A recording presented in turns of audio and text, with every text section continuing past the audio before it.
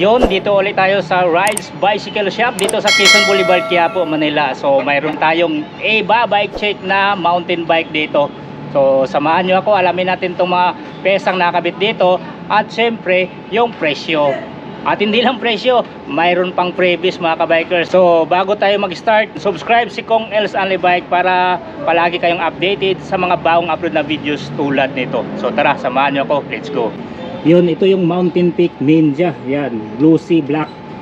Yung top tube niya may mga design talaga, oh. Tapos may texture. Ayan.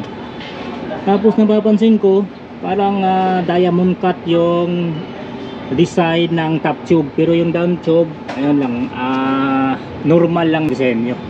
Yan, pero yung top tube talaga parang diamond cutted. Hydroforming triple batted tube. So details ng batalya andito po. Yung model Ninja, size medium na 27.5. Ayan, Mountain Peak. Dito yung sticker. Mayroon pa ditong details sa baba. So ang aluminum na ginamit dito is 6061. So mayroon siyang mount dito sa down tube. Sa seat tube wala. Okay, so ang dugtungan smooth. Ayan, no. Wala tayong makitang hinang dito. Dito banda wala rin. Pero sa bandang BB, ayan, kitang kita, visible yung hinang nya.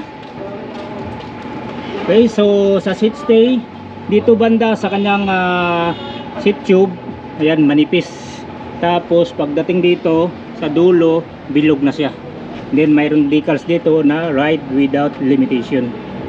Ang kanyang chain stay, ayan, model andito Ninja. Hindi masyadong visible dahil black din yung kulay. So naka internal cabling na siya.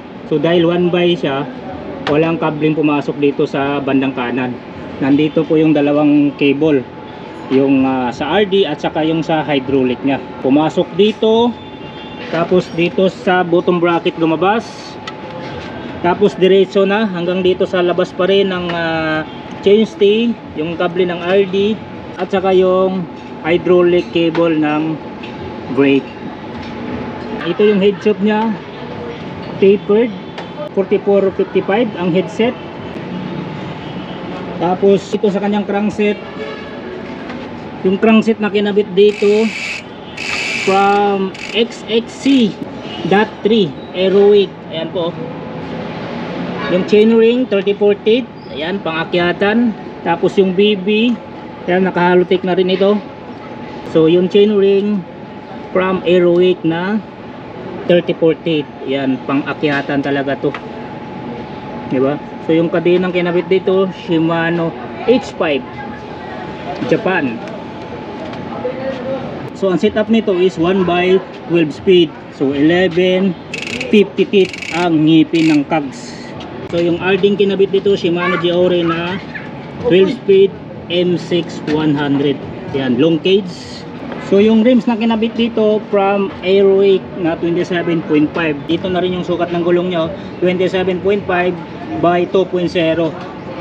Continental ang gulong na tubeless. Pero hindi siya naka-tubeless mga kabikers, ha. Ayan, no, naka-American type pa yung valve. Actually tubeless yung rims na kinabit dito. Tapos yung gulong Continental Race King. Yan, ready to tubeless na siya, diba? So yung knobs manipis lang, fast rolling.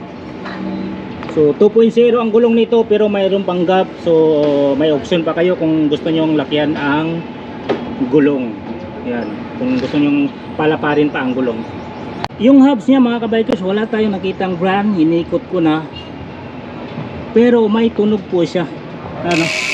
Ang lakas ng tunog, diba? Ang lakas. Hubs naman sa harap, mayroon siyang pangalan Tanki TH240.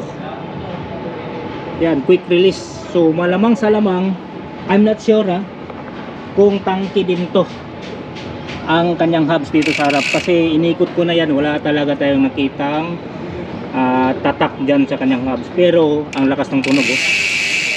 Sa malamang brand Tanki din ito. So Tanki din po ang kanyang seat post clamp. So kailangan nyo ng allen rings. Tapos yung seat post, Ainspeed na alloy. Saddle nya mayroon pang tag, di ba? Ainspeed. Ayan. So dito sa kanyang stem, Pro Hunson, headset, sagmate, may spacer siya na 4. Ang handlebar, naka back sweep tapos rise up from in speed pa rin. Ayan, Ace 1 100. Tapos yung hydraulic na ginamit dito, Shimano MT200.